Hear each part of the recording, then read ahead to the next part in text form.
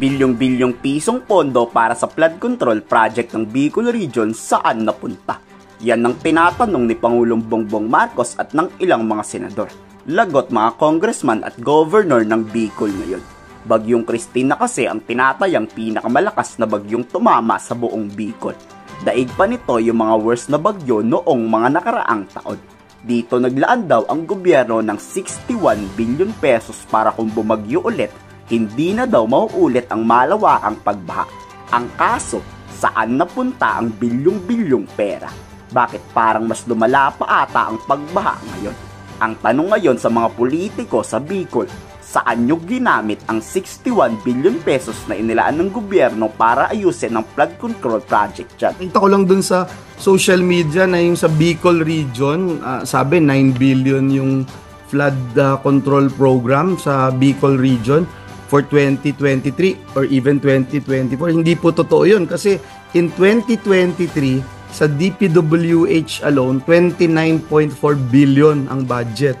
This year, for Bicol Region 2024, ang budget for flood control ng DPWH ay 31.9 billion.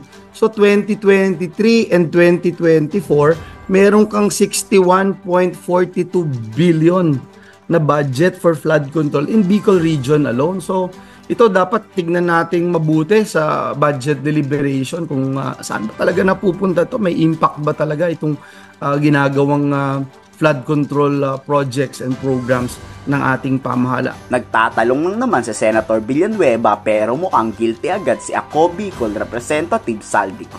Nagalit kasi to sabay sabing wala naman daw bilyong-bilyong pondo para sa Bicol Project. Ang totoo pa daw dyan, maliit lang daw ang pondo ng Bicol para sa flood control. So sino ang nagsasabi ng totoo at hindi? Grabe na talaga ang korupsyon sa Pilipinas Tapos sisisi sa presidente asa ng pera, mga kongresista at gobernador may hawak niyan.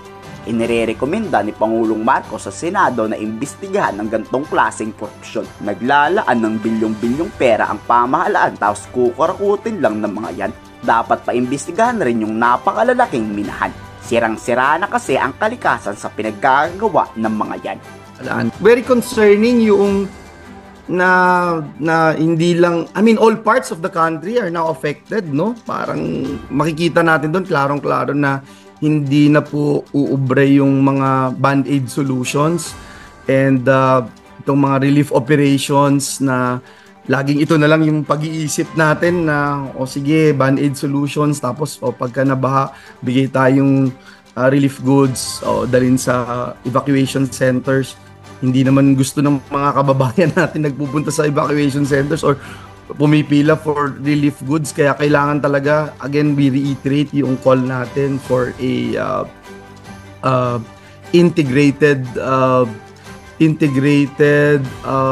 and comprehensive master plan ng ating programa para i-address itong problema ng baha, bagyo, etc. Ito ang pinakamalaking problema ng Pilipinas ngayon. Walang katapusang korupsyon. Sige, iboto nyo pa rin yung mga yan. Kayo, anong masasabi nyo sa napakalalang pagbaha sa Bicol ngayon? I-komento sa baba ang yung salobi.